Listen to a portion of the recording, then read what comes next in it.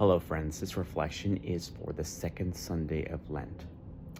In the second Sunday of Lent, we hear about the account of the transfiguration, which precedes the Jesus entering Jerusalem on Palm Sunday, in case if you are familiar with the 3-year ministry of Jesus timeline. In order for us to understand the transfiguration, Pope Benedict XVI said, "This is the crucial part. The transfiguration is an anticipation of the resurrection, but this presupposes death.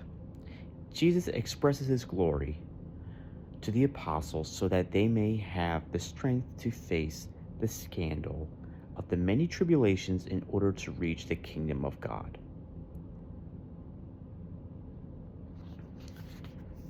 The transfiguration is, let's face it, some of the most powerful things happen on mountains, right? Moses received tablets and he was hoping to have it in paperback when it came to the 10 Commandments. Our Lady of Mount Carmel appeared as St.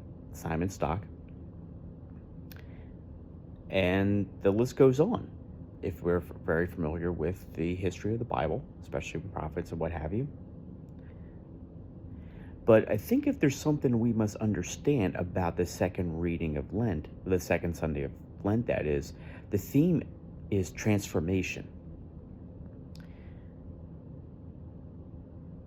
What we see here is that Jesus wants us to be transformed into something that can emulate him while cultivating his teachings on earth.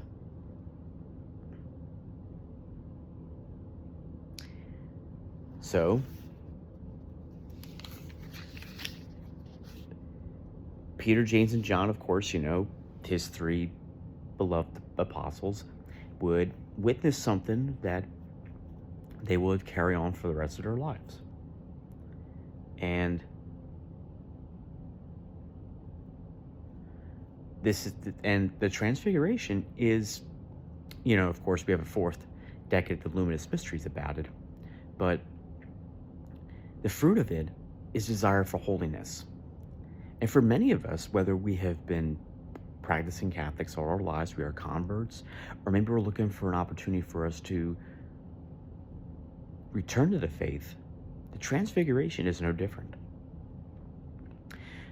Jesus wants to transform us into people who desire holiness, men and women after his heart. In his letter to Timothy, St. Paul writes, "Bear your share of hardship for the gospel with the strength that comes from God." The transfiguration was an opportunity for us to experience God's strength that will help us on our faith journey.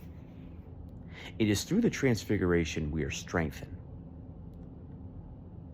to continue on our journey to holiness.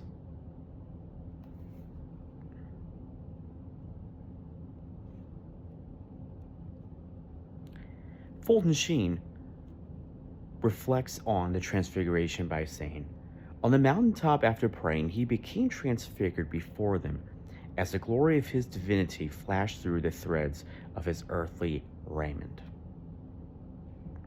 It was not so much a light that was shining from without as the beauty of the Godhead that shone from within. It was not the full manifestation of divinity, which no man of earth could see, nor was his body glorified, for he had not risen from the dead, but it possessed the quality of glory."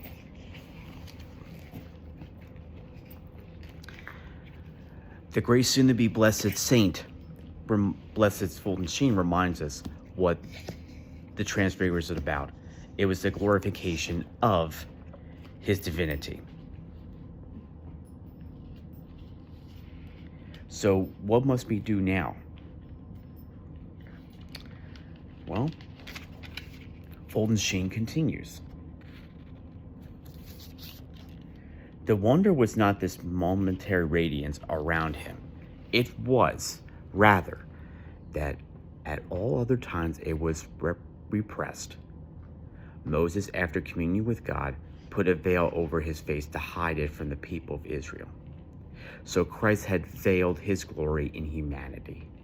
But for this brief moment, he turned it aside so that men might see it.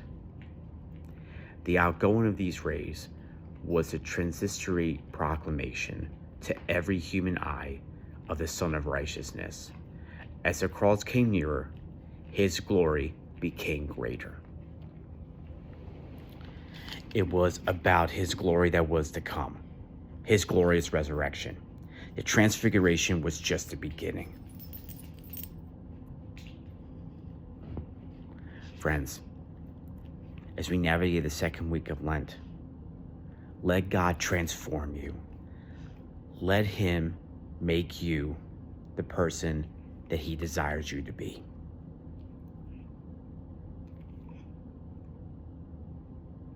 The first step in doing so is to listen to him.